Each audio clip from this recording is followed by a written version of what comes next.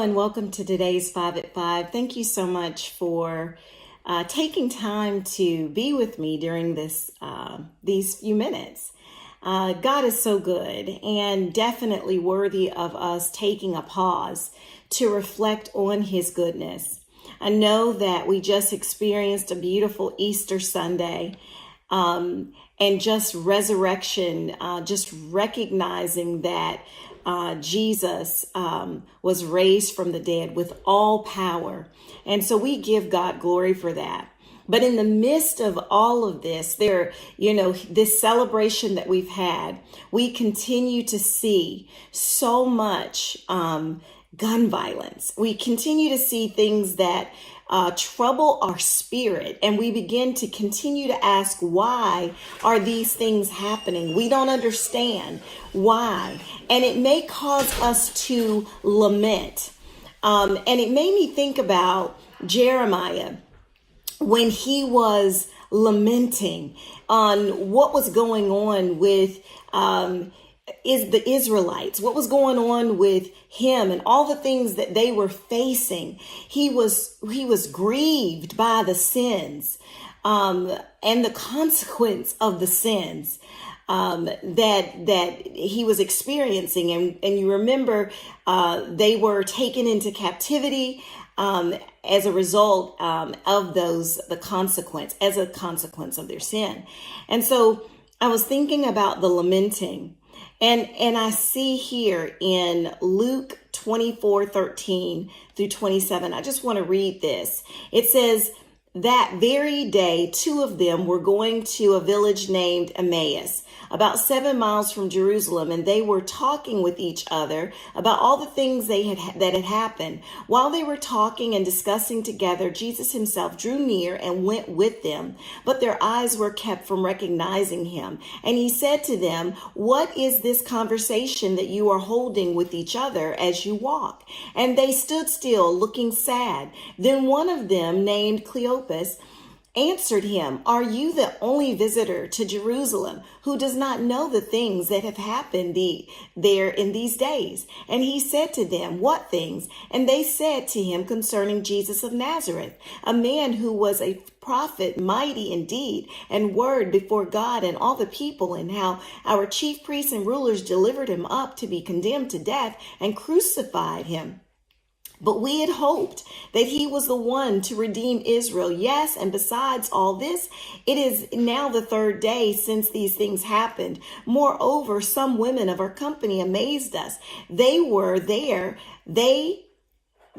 at the tomb early in the morning, and when they did not find his body, they came back saying that they had even seen a vision of angels who said that he was alive. Some of those who were with us went to the tomb and found it just as the women had said, but him they did not see. And he said to them, "O foolish ones, and slow of heart to believe all that the prophets have spoken.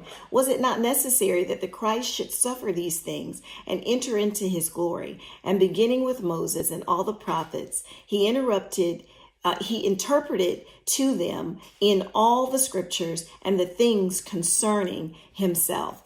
And you may say, "Well, Kim, how is this all connected?" Well, these two were lamenting. They were lamenting because they didn't understand what happened to Jesus, the one that we thought was going to be the one to deliver us. What happened? They were lamenting.